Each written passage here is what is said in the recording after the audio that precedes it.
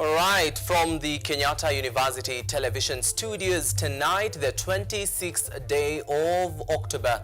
Special thanks for joining us right on time for KUTV Weekend Live. Well, tonight, our reporters have been up and about preparing and compiling top stories for you that include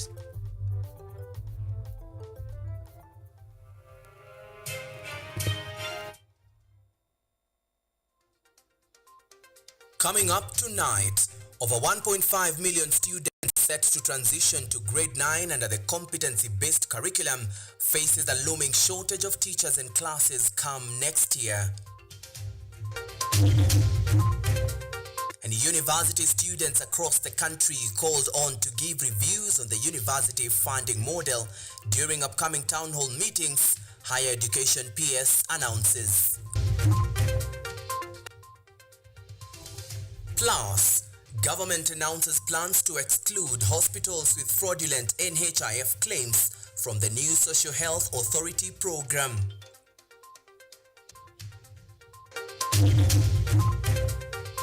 And the first ever Kenyan football team to qualify for a World Cup, Junior Starlets jet back in the country after a stellar performance in the Women's Under-17 World Cup qualifiers.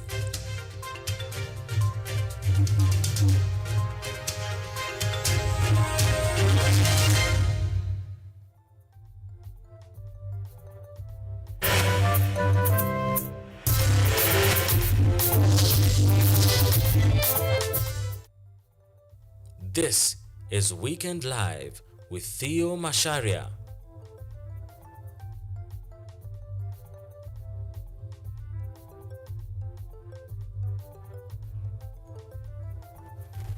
All right, that's in order. And tonight, our sign language interpretation desk is led by none other than Lucy Carrier. And remember, this broadcast is also coming to you live across our social media platforms, YouTube at KUTV News Kenya, or even on X at KUTV_Kenya. And together, let's bring you up pace and candid with the latest making headlines in the world of news, in the country, and even beyond. Welcome on board. The government has initiated measures to ensure that the newly established Social Health Authority (SHA) enhances the management of health services by ensuring better oversight and accountability. The Social Health Authority replaced NHIF, which was marred by claims of hospitals making excessive fraudulent claims not reflective of the services provided, a move that led to significant losses for taxpayers' money, with the government spokesperson Isaac Macharia now saying that SHA will facilitate access to healthcare across urban and rural areas. Macharia further indicated that the government currently faces a debt of 30 billion shillings, having repaid 1.5 billion shillings so far.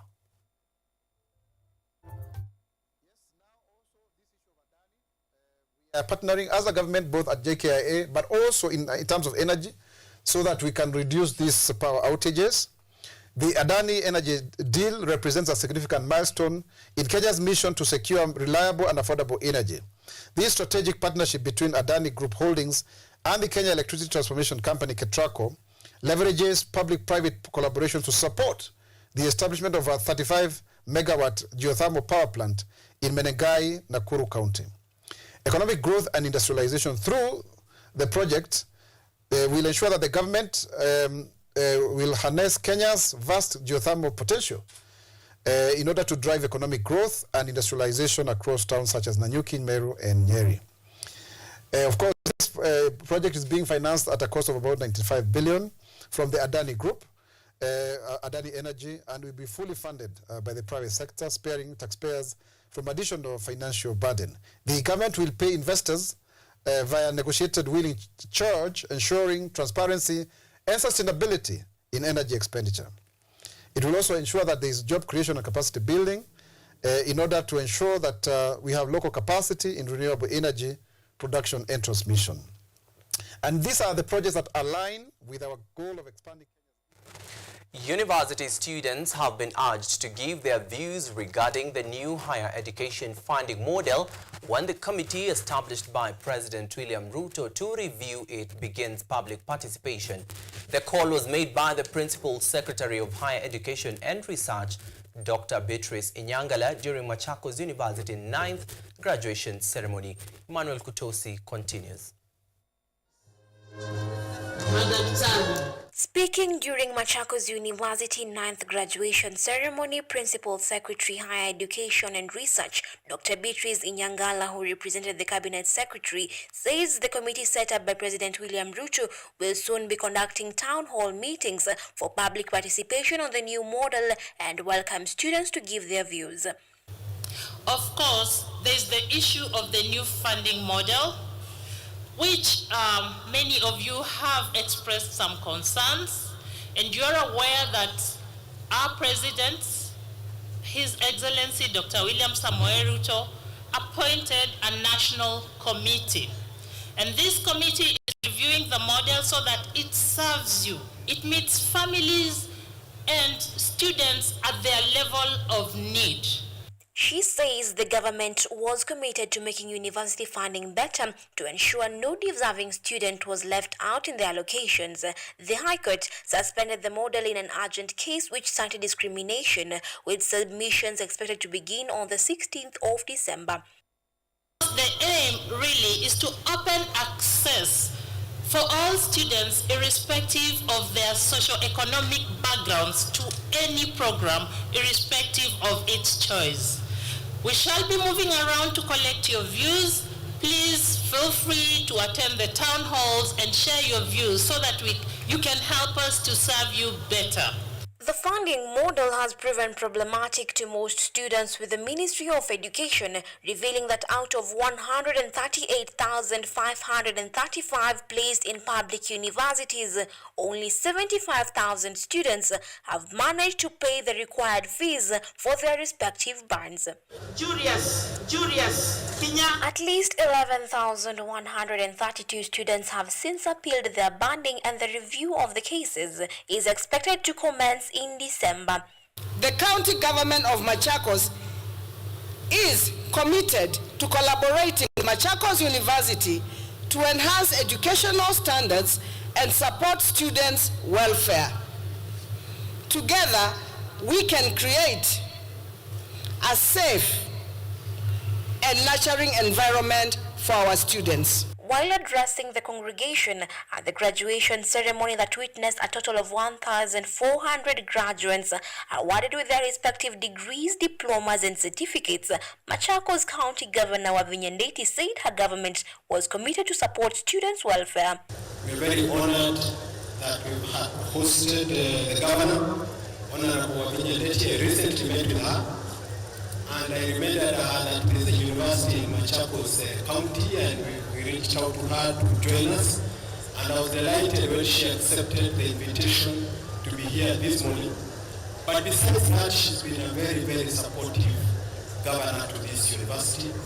I wrote to her some time back on some land that we were seeking title for, and she's been extremely supportive in securing that land for this university.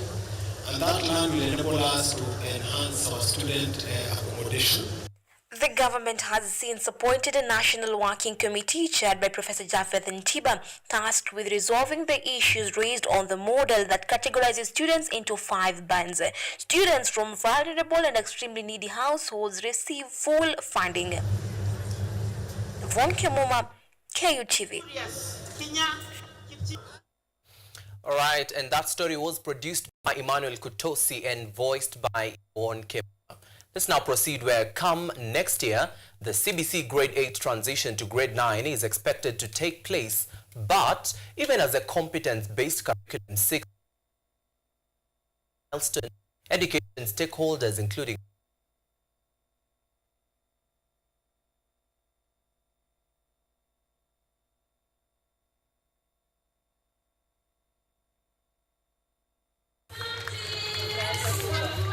As preparations continue for the rollout of grade 9 next January, parents and other stakeholders in the education sector have raised questions and complaints regarding the government's ability to successfully implement the critical transition. According to Education Cabinet Secretary Julius Ogamba, the National Government Constituency Development Fund has stalled the construction of 5,000 remaining classrooms, further compounding concern on its delays. Basic supplies such as furniture also remain unaddressed. Kuna maswali mengi ambayo tukijaribu kuuliza mafuatilia haingii kwa ukamilifu. Kwa mfano, kama mzazi anaweza taka kujua njia ambayo itatumika ndio hawa watoto tujue nani ndiye amefuzu kuingia katika shule fulani, kama ni ile tunaita ya national ama county ama county. Huyo mpangilio tunaona ni kama bado kuna giza ambaye haijajitokeza vizuri. Additionally, parents have raised concerns on the exploitation if there are any gaps in supply provisions for the grade 9 learners. Meanwhile, in Embu, parents raised concerns over unclear communication from the Ministry of Education regarding essential resources for the competence-based curriculum in grade 9. Transitioning from for example, grade 8 to grade 9, we are not sure how that process is going to be like. So we are not even sure what to tell the parents.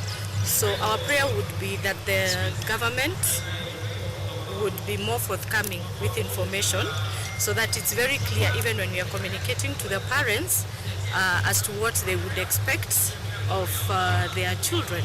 During a graduation event at Joyful Kids School, parents lamented that inadequate guidance on textbooks and extracurriculum activities disadvantage rural families. They emphasized the need for support in sports and talent development across public and private schools. CBC pia iko aligned sana na mambo ya michezo.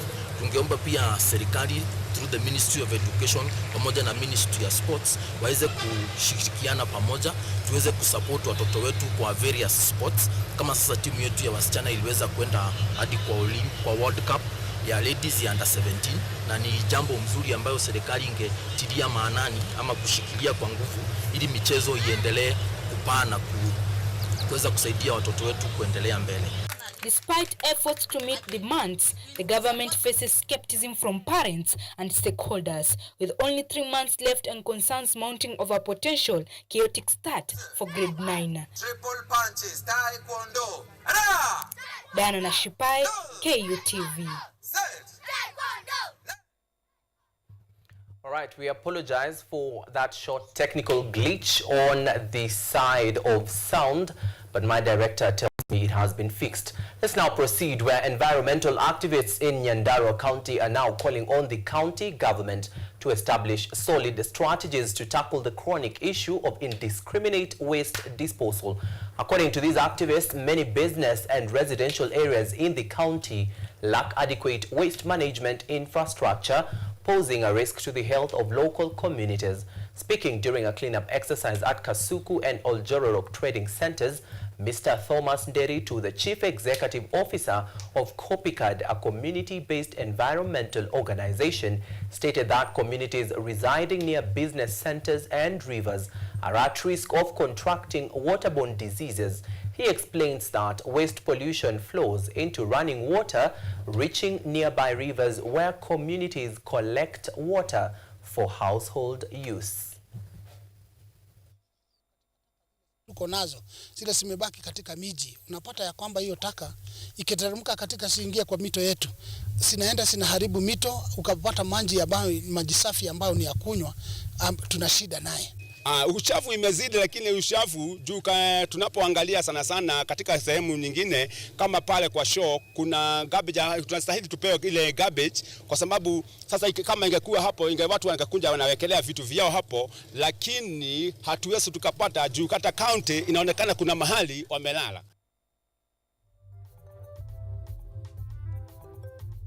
Where residents of Gitumamba area of Marmanet ward in Laikipia County staged a protest against the rising consumption of illegal alcohol, which they claim has destroyed their community and left many families in disarray. The protest came 3 days after 2 friends lost their lives after allegedly consuming a toxic brew. According to the residents, this trade has flourished and taken root in their area due to collaboration between the illicit brew businesses that bring the killer drink from outside the county and certain police officers who accept bribes. Nyahururu County Deputy Commissioner Bernard Ondino says that his team has swung into action. Ni jirani ya hii mji. Hapa tuna maombolezi ya vijana wawili rika yangu. Tulisoma na kutoka standard 1 pale Olongaru primary mpaka standard 8. Wamekufa. Pombe ililetwa, si kupikiwa hapa, ilitoka mahali inaitwa Rorian. Ikapita Katundia, ikapita Mhuateto, ikapita Karandi, mahali division ya headquarter yetu iko, mpaka ikafika kijiji ya Bodeni Ngarachi. Hii pombe imekuja ikiwa kiasi ya kwamba ililetwa na imewekwa kulingana na daktari imechanganyika na sumu. Ikakuja ikaudhi hawa watu wawili wakafa. Sasa tunaomba serikali kuu ambayo inaongozwa na Rais wa Jamhuri ya Kenya William Ruto, waziri wa ulinzi, waziri wa internal security ambaye ni Kidiki Kidiki, IG na commissioner ambaye ni wa Laikipia County na commander, watusaidia hii pombe ya Bodeni Ngarashi iishe. Tafadhalini tunamuomba. Hawa wazazi wamelia, kilio chao imesikika, wamesomesha watoto, wamengangana, lakini watoto wote vijana wanapotelea hapa. Hii pombe inauzwa na wasichana ambao si wa umri wa miaka zaidi ya 35. Na imekuja sasa ikakuwa sasa ni shida kijiji. Tunaomba wale wote wako kijiji na wale wako husika wa serikali watumalizia hii pombe. Kwa hayo machache nasema asanteni. Jina langu ni Agnes Mombi. Goge, hapa ni kwetu. Huyu ametuasha ni my brother, yule amenifuata. Tuna uchungu mwingi sana kwa sababu ya vifo vya hao wametuasha. Huyu ni bibi yake na huyu ni bibi ya huyo mwingine ametuasha. Walikufa nikiwaona hivi kwa hospitali, na wao wawili walikuwa na uchungu mwingi. Walikuwa tu wanashika kifua, sijui hiyo pombe iliathiri kifua, mwili haukuvu, walikuwa na hara, walikuwa na tapika kichwa na uchungu kila mahali. Ningeomba serikali ituondolee hii pombe. Wale wanahusika, Madam Chief, askari wa hapa Karadi, waje watuondolee hii pombe, itamaliza hiki kijiji. Asanteni. Kwa majina ninaitwa Beatrice Joki ama Wakanyige. Mimi niko kama mkaaji wa Bodeni, niko na ushugu mwingi sana. Kwa ajili ninashindwa watoto wangu wetu wataishia shimo moja. Juu ya pombe haramu hapa. Na tukisema pombe isha tunaambia haiwezi isha. Hii pombe haiwezi isha. Sasa tunajiuliza huwa inakataa kuisha kwa nini? Shida gani? Pahali pengine tumesikia huko kama Kiadutu imeisha, Kagadiabo imeisha, Gatagaga imeisha, lakini hapa imekataa kuisha. Kwa nini haishi? Watoto wetu over 35 years hawai. Unakuta kijana amekunywa amejikojelea pale. Anajikojelea hovyo hovyo. Mvua inanyesha, ananyeshewa hapo. Maji inapita karibu akunywe hiyo maji. Hata wangu juzi alikunywa hiyo maji, hata ule mama ndio aliokoa. Mimi nikashindwa nitafanya nini? Sasa serikali mtu saidie. Kwa majina naitwa Alice Wangeshi Kimani. Na hapa kwangu ni hapa tu.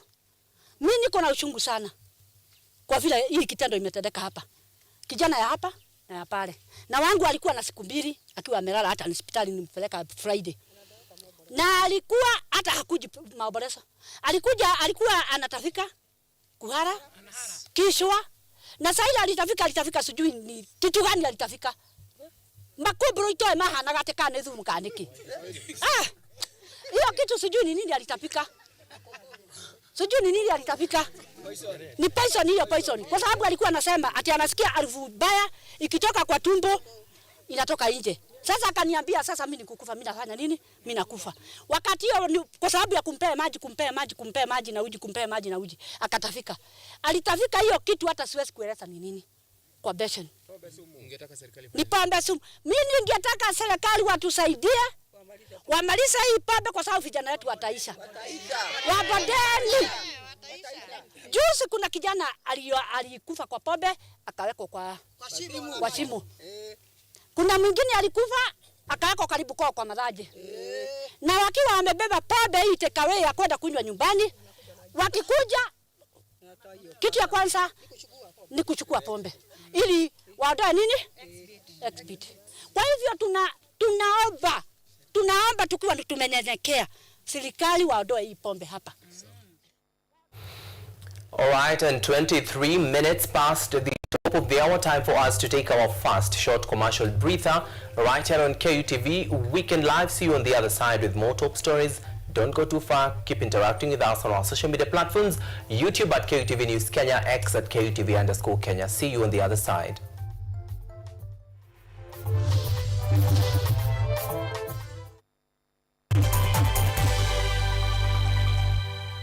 Are you an aspiring media practitioner, a graduate, or you just want to advance your skills in television production? Then welcome to Kenyatta University, where education meets innovation. KUTV, the premier university television station in Kenya, is now offering short courses in TV studio, field technical operations, and video editing. Through these courses, you will acquire hands-on skills on camera operations, media production, lighting techniques, audio-visual editing, and sound and visual control, and how to operate key equipment in modern TV control room. Enroll today at KUTV and discover your full potential in cutting-edge TV broadcasting. Graduates of these courses will receive professional certificates. For more information, visit our offices at KUTV Studios or call us on 020-870-4252 or 020-870-4255 or SMS us on 0739-110-544. KUTV, a new experience.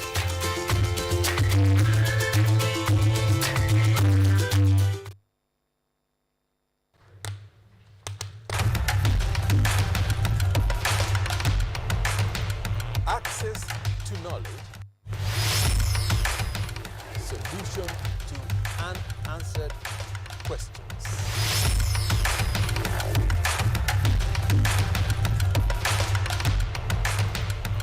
Guidelines to pursuing your rights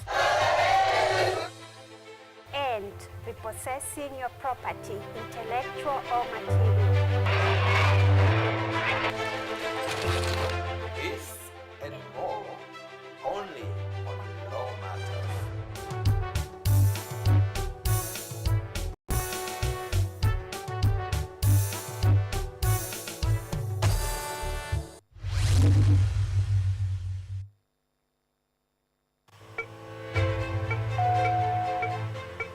Imagine a world where you are empowered to take charge of your health, where you are well informed about the latest advancements in healthcare and understand the policies that impact your well-being.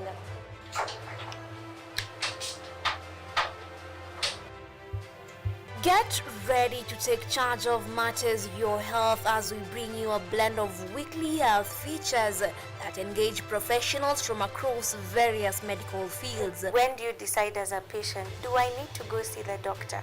We are at a stage where we are seeing all this manner of chronic illnesses and we wait until we get a disease and then is when we go ahead. From the most mundane to the complexities that perhaps seem overwhelming, we got you covered. In terms of the factors that might be attributed, there are hereditary factors that means it could be genetic, so that's one factor. But there are other factors as well, like nutritional deficiencies. So some vitamins such as folate have been identified to be a factor in those. So our mission is to break down intricate health topics into understandable and actionable insights. Join me, Yvonne Kimuma, every Wednesday 9 p.m. on KUTV's News at 9, where your health is our priority.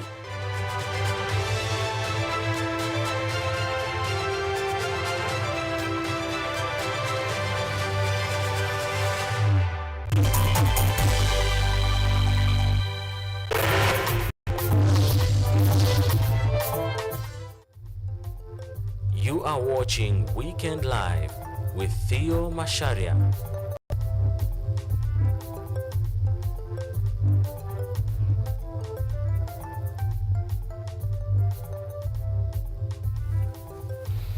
Right, welcome back to Weekend Live on this day, the 26th day of October, right here on KUTV.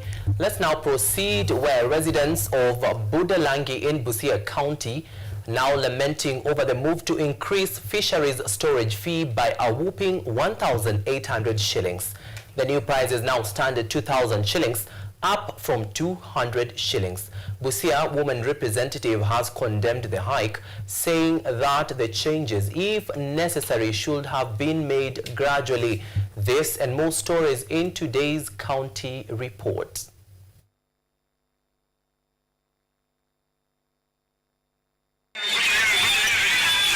Residents of Budalangi constituency in Busia County are protesting against the recent increase in fisheries fees in the area. The fisheries fees have been hiked from 200 shillings to 2,000 shillings. The Busia County Women Representative Catherine Omanyo has strongly opposed the move, saying that the fees should have been raised gradually. So hii ushuru ambayo wanatozwa hawa wafanyi biashara wa hapa haswa fishermen, hiyo 200%, it's abnormal. Ukitaka kutosha mtu ushuru, enda hatua kwa hatua, kidogo kidogo. Hata wangesema badili ya 200 ikwe 300. Unawezaje toka 200 na unaenda 2000? Hiyo ni kumaliza mtu, kumrudisha nyumbani. Elsewhere in Kilifi County, the Kilifi County government, in partnership with the Kenya Informal Settlements Improvement Project, is rolling out a 1.1 billion shillings project to construct roads in informal settlements across the county. Speaking during the launch of a road and lightening project in Muyeye in Malindi sub-county, Governor Mungaro announced that his administration has initiated the construction of roads and public toilets in North Kilifi, Malindi, Magarini sub-counties. Tushirikiane na watu wa county, tushirikiane na watu wa Kisii, kwa sababu sisi tunaangalia lile lengo kubwa la kuhakikisha barabara zimepita hapa kila mahali. Itakuwa na barabara za watu kutembea, ndio wasigongwe na mabajaji na magari. Kutakuwa na mitaro ya maji machafu. Kutakuwa na matama kubwa ya kuhakikisha hii Muyeye. Kwa hiyo nataka mchague zile sehemu ambazo mnaziona pengine zina shida sana, na pia watu wanaweza fanya biashara usiku. Ni sawa? Kwa hivyo ile kamati mhakikishe kama ni mahali kidogo kusukumwe, sioni kuna shida. In Embu County, farmers from Mwea sub-county have received seeds and agricultural supplies worth 12.5 million shillings from the county government. The Embu County government provided 17 groups with a total of 394 members with cowpeas and green gram seeds together with the fertilizer. Leo tumeweza kupatia vikundi 17 hapa Mwea, ambazo membership ni wakulima 394. Hao ndio benefit hapa. Tumeweza kupatiana mbegu za aina ya ndengu, na pia tumepeana mbolea ya kupanda hizo ndengu, na pia kunde. Tumepeana pia kunde. And finally, in Narok County, Governor Patrick Ntutu has announced that he will prioritize the completion of all ongoing and stalled projects before initiating any new ones. Governor Ntutu made these remarks while commissioning the construction of the Simba Bridge in Masai Mara National Reserve. We know there was a delay of money, and everybody knows in Kenya that county government, we have not been receiving money, monthly. Sometimes it takes 3 months, sometimes it takes 4 months. But I thank God because of the efforts that we have put as the county of Narok, we can see that most of the projects are now nearing completion. The governor outlined his commitment to bring development to all wards in Narok County despite delays in county funds from the national government.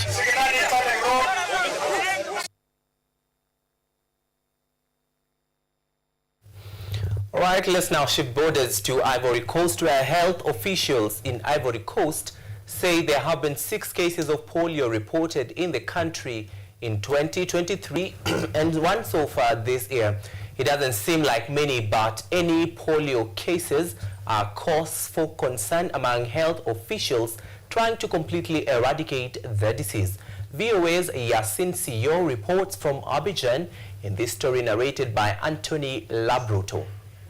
17-year-old Matthew has been paralyzed by CVD-PV2 polio since he was 8. His mother says the illness has kept him from attending school and living a normal life. I never imagined this would happen to my child. If I had given him the vaccine, he wouldn't be like this. Given his condition, the neighbors say he's cursed. My parents abandoned me and the child. The disease has ravaged her son's body. Matthew, who chose not to share his last name due to the stigma attached to polio, says his friends have abandoned him and he feels isolated and lonely. Before, my friends would come and play with me. Now they visit, but they don't come near. I stay home and only play with my brothers. The World Health Organization describes polio as a highly contagious virus that can cause paralysis, especially in children. In severe cases, it can be fatal. Thankfully, there has only been 1 case of naturally occurring or wild polio reported in the Ivory Coast since 2011. But the region has reported at least 1 case this year of CVD-PV2, a serious complication of the oral polio vaccine. The vaccine contains a weakened form of the polio virus. In communities with low immunization rates, that weakened virus can circulate, replicate, and mutate into a form that can cause illness and paralysis, according to the WHO. UNICEF volunteer Emmanuel Ello says that's one reason people resist getting the vaccine. There are parents who refuse to vaccinate their children. There are some rumors that the polio vaccine contains harmful substances. Sometimes when you visit homes with children, parents claim they don't have children or that their children have already been vaccinated, but that is not true. In a major step toward eradicating polio globally, the Independent Africa Regional Certification Commission for Polio Eradication declared the WHO Africa region, including the Ivory Coast, free of wild polio virus in 2020. But the threat posed by the CVD-PV2 variant has motivated the Ivorian government and international organizations like UNICEF to intensify vaccination efforts. Abdul Gadiri Fadiga, the country's UNICEF Health and HIV Program Chief, says he has been monitoring cases of CVD-PV2 polio since 2019. Thanks to epidemiological surveillance, we have detected polio cases in regions like Abidjan, San Pedro, Daloa, Aboiso, and Bouake. This is why our response is focused on these semi-rural areas. Fadiga says organizations are now leveraging technological innovations to combat the spread of polio. Previously, we relied on oral vaccines. Now we have injectable options. We also utilize technologies like the Open Data Kit system used by the WHO to track polio cases. With these resources and the commitment of governments like Ivory Coast, I'm confident that in few years we will declare polio defeated, eradicated. The WHO reported that 1 vaccine-related polio case in Ivory Coast occurred in April, highlighting the urgent need for vaccination efforts to combat polio. And Tim Walz was elected to 2 terms as governor of the Midwestern state of Minnesota before Kamala Harris chose him for vice president of the United States of America. On the campaign trail, he speaks about his formative days in Nebraska and how they shaped the person, candidate, and governor he has become. VOA's Natasha Mosgovaya visited the state of Nebraska to learn more about how the people of the state remember him and feel about him. Democratic vice presidential candidate Tim Walz spent the first half of his life in this rural part of Nebraska, about a 5-hour drive from the nearest major airport. Here, the most prominent landscape features are often the grain silos. Some people here see a part of themselves in the vice presidential candidate.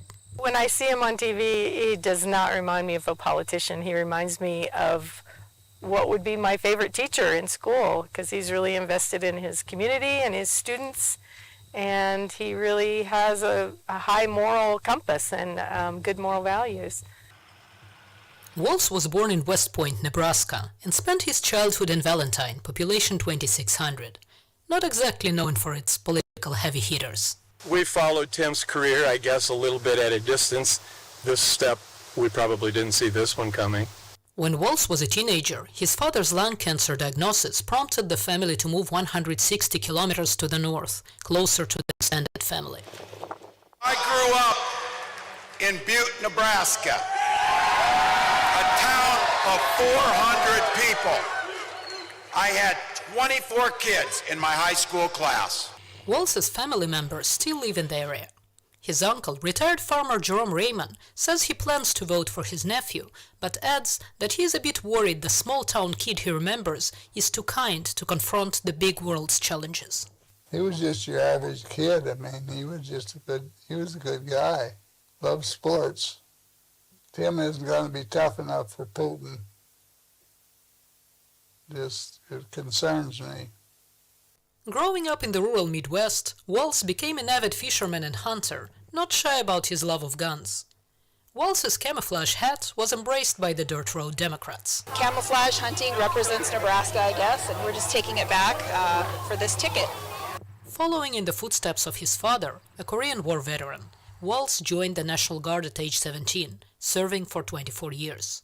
But for some rural voters, Walls's military service and history of gun ownership does not mean he shares the same values. Nah, he ain't close. He lying through his teeth. That's Second Amendment right. I ain't taking his guns away like they're trying to do us.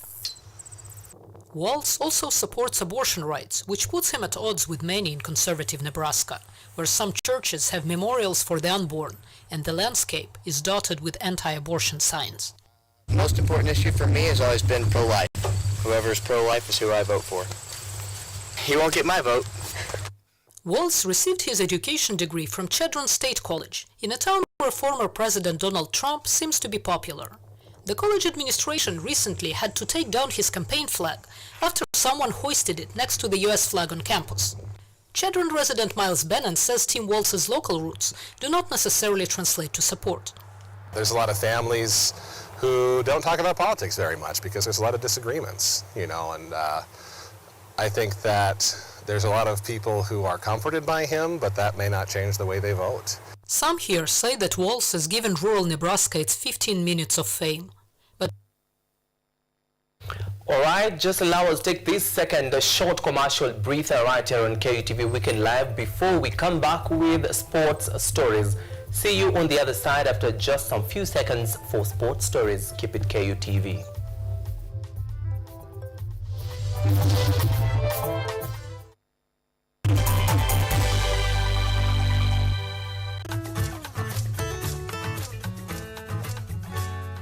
Hi, my name is Stella Theo. Jina langu naitwa Okemwa Mkwa James. This is Mandela Gaya. Ugonjwa ulipokuja ulichukua siku 3 ukaniweka in coma. 20 wamezikwa, 2 ndio wako hai. I don't even know how it feels to see. I feel like I cannot express myself well the way somebody who can walk can actually express themselves. Ilichukua muda mwingi mrefu tena mpana ili kuikubali kwamba mimi siwezi tembea tena. I've come to actually accept myself. Ukijaribu kumsimamisha mtu umwambie tafadhali nionyeshe njia. They find it quite strange talking to you. You should just make schools integrated. Inclusive setups. By providing the right facilities.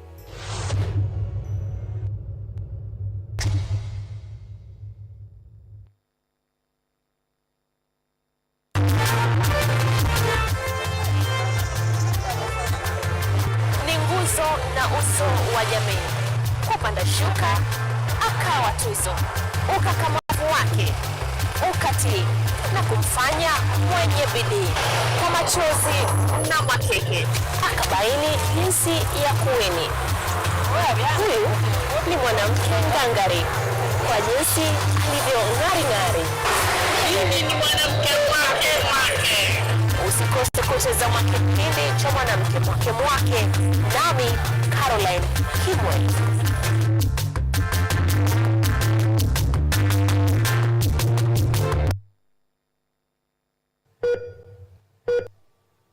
Are you healthy, or rather, do you maintain a healthy lifestyle? According to WHO, health is regarded as a state of complete physical, mental, and social well-being, and not merely the absence of disease. Welcome to Focus on Health, a show on all matters health, wellness, and lifestyle.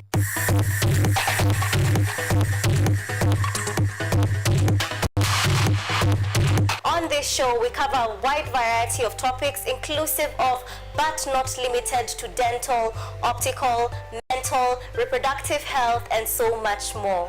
Join me, Joy Bofenda, every Thursday at 7:30 p.m. on Kutv for compelling insights and discussions on all matters health. See you then. Focus on Health, your weekly dose of health and wealth information on KTV.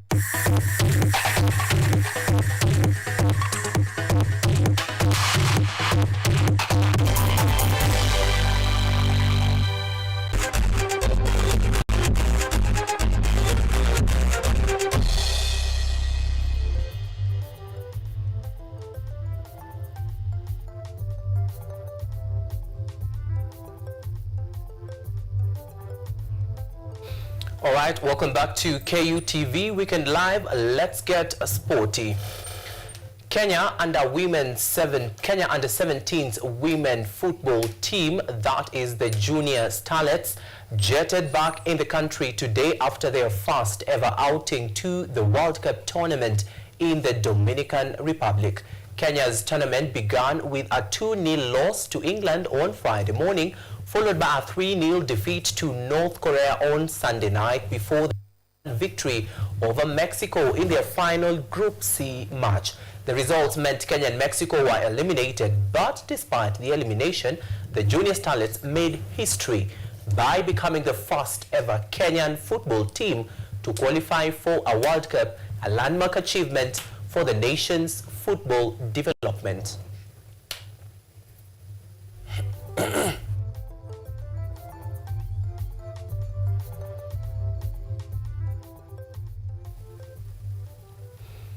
All right, and the National Treasury's drastic reduction of ADAC's 2024-2025 budget from 288 million shillings to a mere 20 million shillings has left the agency scrambling, unable to maintain basic essential functions to its mandate. Operations at the Anti-Doping Agency of Kenya, ADAC, continue to be grounded as severe budget cuts threaten the nation's compliance with global anti-doping regulations. Kenya now faces the real risk of being declared non-compliant by the World Anti-Doping Agency, famously known as WADA, a move that could lead to significant sanctions, including an international ban on Kenyan athletes.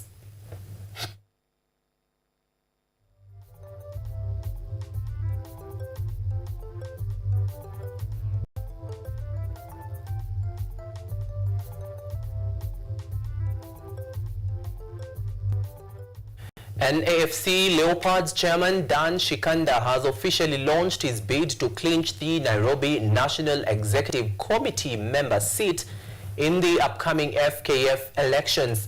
Shikanda, who is counting on his experience in the game to elevate him to victory, will square it out with other 6 opponents, including incumbent Michael Majua, Athanas Obala, Simon Mugo, Isaac Macharia, James Masese, and Daniel Ongware in what will be one of the hotly contested races.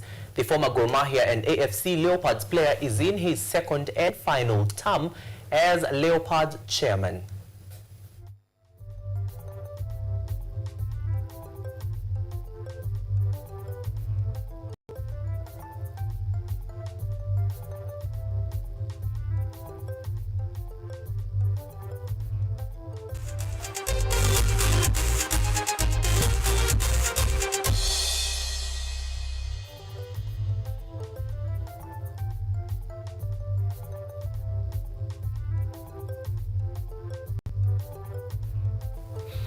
Alright, many thanks to you, our esteemed viewer, for keeping us company for the last 30 minutes or so. I hope you're adequately informed tonight, the 26th day of October. My name is Theo Macharia, and on the sign language interpretation desk was Lucy Kiarie. We do this again next Saturday, same time, same place. God bless, good night, and so long.